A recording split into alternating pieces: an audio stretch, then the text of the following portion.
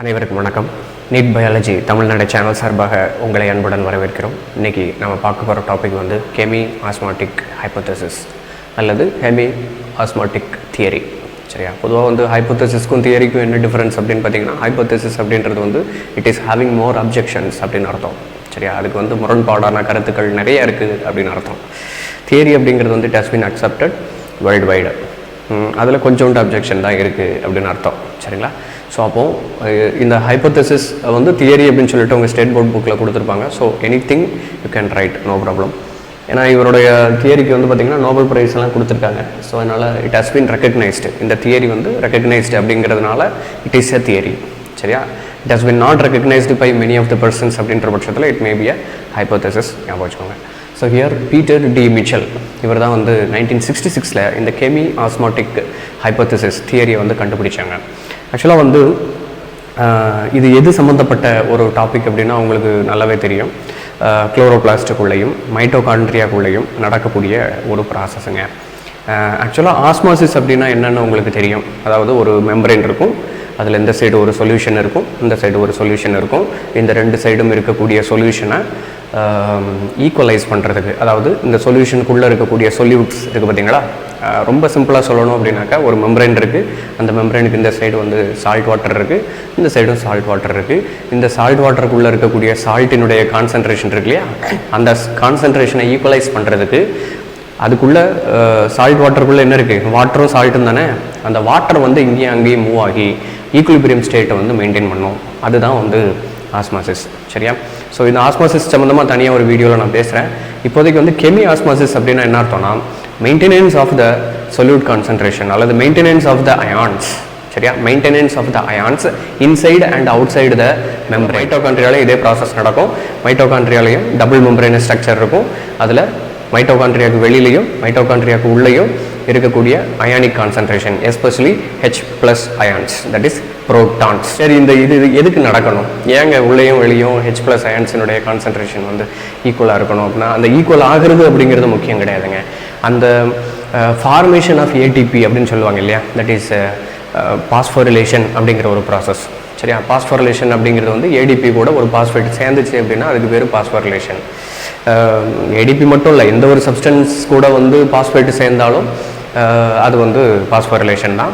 So here also it is called as phosphorylation. So இந்த phosphorylation வந்து நடக்கிறது எங்கெங்கெல்லாம் அப்படின்னு சொல்லிட்டு நான் சைக்ளிக் ஃபோட்டோ பாஸ்ஃபோரிலேஷனில் நாம் படித்தோம். சரியா, இப்போ இந்த வீடியோவில் வந்து நம்ம என்ன படிக்க போகிறோம் அப்படின்னாக்கா, கெமியோஸ்மோட்டிக் தியரி வந்து குளோரோபிளாஸ்டில் எப்படி வேலை செய்யுது அப்படிங்கிறத பார்க்க போகிறோம். சரியா, ஃபர்ஸ்ட் ஆஃப் ஆல் குளோரோபிளாஸ்டினுடைய ஸ்ட்ரக்சர் என்ன அப்படிங்கிறது உங்களுக்கு நல்லாவே தெரியும் இல்லையா. ஸோ குளோரோபிளாஸ்டினுடைய structure, so this is what is the exact structure of a chloroplast, already we have seen. So here two membranes are there, that is outer and inner membrane. அதுக்குள்ளே வந்து பார்த்தீங்க அப்படின்னாக்கா இந்த இடத்துல தைலக்காய்டு மெம்பரேன் இருக்கும். So இந்த இடத்துல வந்து தைலக்காய்டு மெம்பரேன் இருக்குது. So this is what very very important. இது எல்லாமே சேர்ந்தது கிரானா, ரைட்டா. ஸோ குளோரோபிளாஸ்ட் இருக்குது. ஸோ அந்த குளோரோபிளாஸ்ட்டுக்குள்ளே ஸ்ட்ரோமா, இந்த மஞ்சள் கலரில் இருக்குது பார்த்தீங்களா ஃபுல்லாக, that is what is the matrix of the chloroplast. அதுக்குள்ளே வந்து கிரானா இருக்குது. ஸோ இந்த கிரானாக்குள்ளே தைலக்காய்ட்ஸ் இருக்கும். சரியா, so number of thylakoids are united to form a grana. சரியா, number of thylakoids united to form a grana. So இது கிரானா, இதில் 3 thylakoid இருக்குது, இதில் 1 தைலக்காய்டு இருக்குது, இதில் 3 தைலக்காய்டு இருக்குது, இதில் 1 2 3 4 தைலக்காய்டு இருக்குது. ஸோ இந்த மாதிரி number of thylakoids are arranged to form a grana. ஞாபகம் வச்சுக்கோங்க. இப்போ இதில் நான் சைக்ளிக் ஃபோட்டோ பாஸ்ஃபோரிலேஷன் எங்கே நடக்கும், எக்ஸாக்ட்லி இன் திஸ் ரீஜன், ரைட்டா. எங்கள் தைலக்காய்டு மெம்பரேனில். சரியா, இப்போது இது ஒரு தைலக்காய்டு அப்படின்னு வச்சுக்கோங்க. இதனுடைய மேக்னிஃபைடு வெர்ஷனை நான் காமிக்கிறேன் உங்களுக்கு. ஸோ இது ஒரு தைலக்காய்டு. சரியா, இந்த thylakoid it is attached with another one this is a thylakoid. இது எல்லாமே கிரானா. இந்த kirana is attached with another one kirana through this region is called as stroma lamellae அப்படின்னு படிச்சிருப்பீங்க, ரைட்டா. இதில் இந்த ஸ்ட்ரோமா லேமெல்லையில் தான் சைக்ளிக் ஃபோட்டோ பாஸ்ஃபோரிலேஷன் நடக்கும். இந்த இடத்துல வந்து பார்த்திங்க அப்படின்னா நான் சைக்ளிக் ஃபோட்டோ பாஸ்ஃபோரிலேஷன் நடக்கும். இதுலேயும் எஸ்பெஷலி எந்த இடத்துல எக்ஸாக்டாக வந்து நான் சைக்ளிக் ஃபோட்டோ பாஸ்ஃபோரிலேஷன் நடக்குது அப்படின்னா, இந்த கிரானா என்னுடைய மெம்பரேன் இருக்குது பார்த்தீங்களா, இதில் இந்த இடத்துல 1 இருக்குது பார்த்தீங்களா. ஓகே, ஆக்சுவலி இதை எடுத்துக்கோங்க. இந்த இடத்துல 1 சரியா, ஒரே ஒரு தைலக்காய்டு, அதுக்கப்புறம் ஒரே ஒரு thylakoid which is attached with the next that is stroma lamellae அப்படின்னு வச்சுக்கோங்க. சரியா? So this is stroma lamellae. Extended thylakoid is called as stroma lamellae ஞாபகம் வச்சுக்கோங்க. ஸோ அப்போ இந்த இடத்துல இதனுடைய மேக்னிஃபைடு வியூ தான் அடுத்த ஸ்லைடில் நம்ம பார்த்துட்ருக்கோம். So this is what is the slide, this is what is the thylakoid. இந்த தைலகாய்டுக்கு கீழே இது வந்து பார்த்திங்கன்னா திஸ் வில் பி எக்ஸ்டெண்டிங். இது வந்து பார்த்திங்கன்னா ஒரு ஸ்ட்ரோமா லேமெல்லேவினுடைய ஸ்ட்ரக்சர். சரியா? ஸ்ட்ரோமா லேமெல்லேவினுடைய ஸ்ட்ரக்சர். இது ஒரு தைலகாய்டு. ஸோ இது ஒரு தைலகாய்டு ஞாபகம் வச்சுக்கோங்க. இப்போ இந்த தைலகாய்டு மெம்பரேன் தான். சரியா? இந்த தைலகாய்டு மெம்பரேனுக்குள்ளே இதுக்குள்ளே மேட்ரிக்ஸ் இருக்கும். தைலகாய்டினுடைய மேட்ரிக்ஸு இதுதான் வந்து மெம்பரேனுங்க ஞாபகம் வச்சுக்கோங்க. தைலகாய்டு மெம்பரேனில் தான் நான் சைக்ளிக் ஃபோட்டோபாஸ்போரிலேஷன் நடக்குது. சரியா? அப்போ குளோரோபிளாஸ்ட்டுக்குள்ளே எக்ஸாக்டாக கிரானாவில் வந்து லைட் ரியாக்ஷன் நடக்கும் அப்படின்னு நம்ம படிச்சிருக்கோம் இல்லையா? ஸோ அதில் கிரானாக்குள்ளே தைலகாய்டு இருக்குது. தைலகாய்டு மெம்பரேன் இருக்குது. அந்த தைலகாய்டு மெம்பரேனில் நான் சைக்ளிக் ஃபோட்டோபாஸ்போரிலேஷன் நடக்குது. சரியா?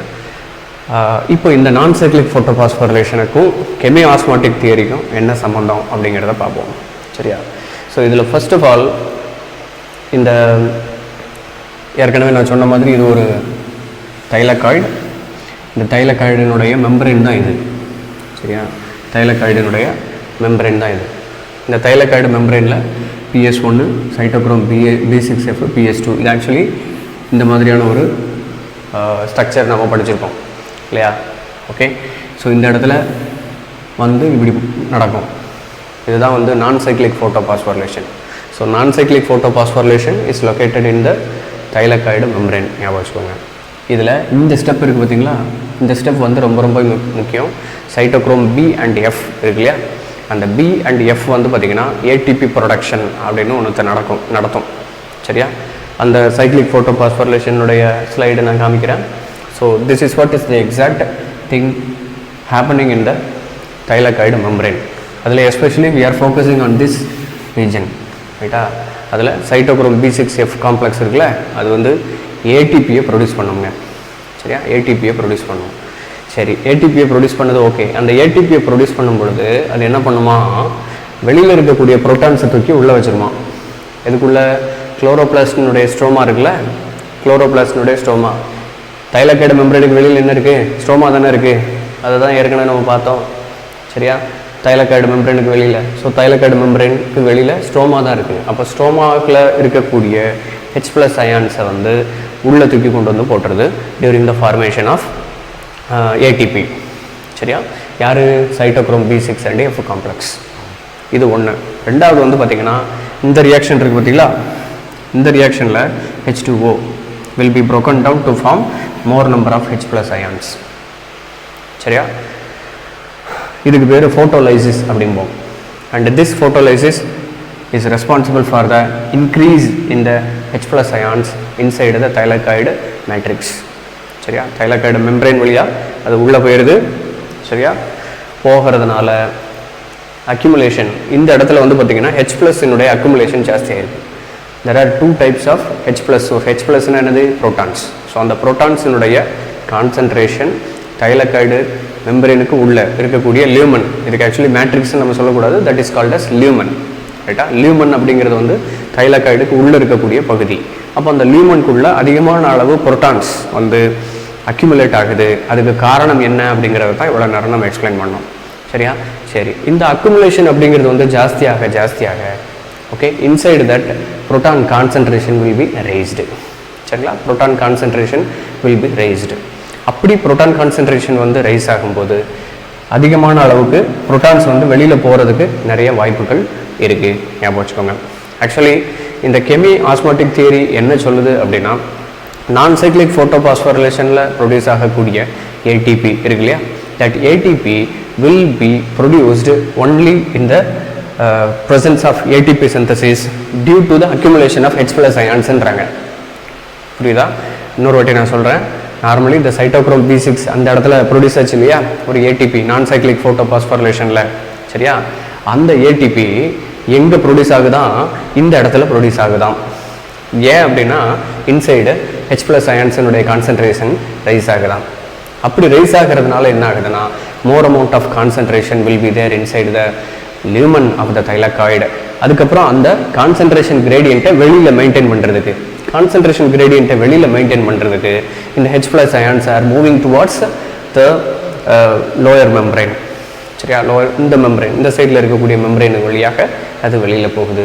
வெளியில் வரும்போது வந்து பார்த்திங்கன்னா ஏடிபி சிந்தேஸ் அப்படிங்கிற ஒரு enzyme that is helpful for the production of ATP. சரியா, ப்ரொடக்ஷன் ஆஃப் ஏடிபி. ஸோ நார்மலாக வந்து ஏடிபி வந்து ஏடிபியாக மாறுவதற்கு நமக்கு H ப்ளஸ் அயான்ஸ் வேணும், எலக்ட்ரான்ஸ் வேணும், புரோட்டான்ஸ் அண்ட் எலக்ட்ரான்ஸ் வேணும், ஞாபகம் வச்சுக்கோங்க. ஸோ அதில் வந்து இந்த ஏடிபி ஃபார்மேஷனுக்கு இந்த H ப்ளஸ் அயான்ஸ் ஹெல்ப்ஃபுல்லாக இருக்குது due to the accumulation of H plus ions. இந்த H ப்ளஸ் அயான்ஸ் எங்கேருந்து வந்துச்சு? ஃபோட்டோலைசிஸ் மூலமாக.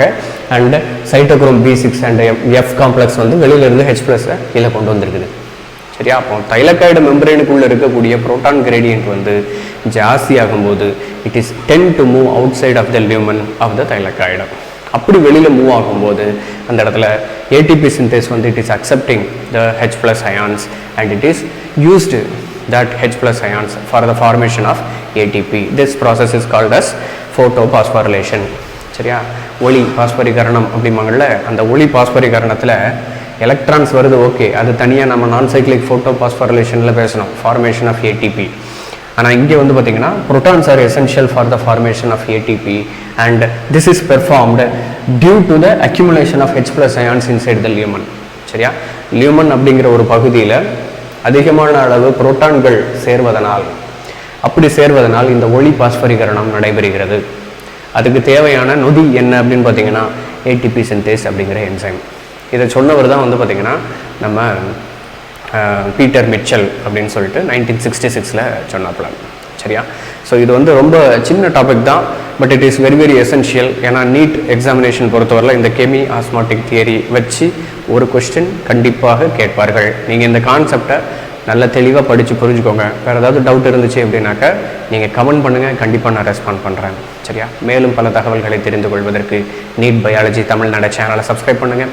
எங்களோடு எப்பொழுதும் இணைந்திருங்கள். குறைகளை எங்களிடம் சொல்லுங்கள், நிறைகளை நண்பர்களிடம் சொல்லுங்கள். நன்றி, வணக்கம்.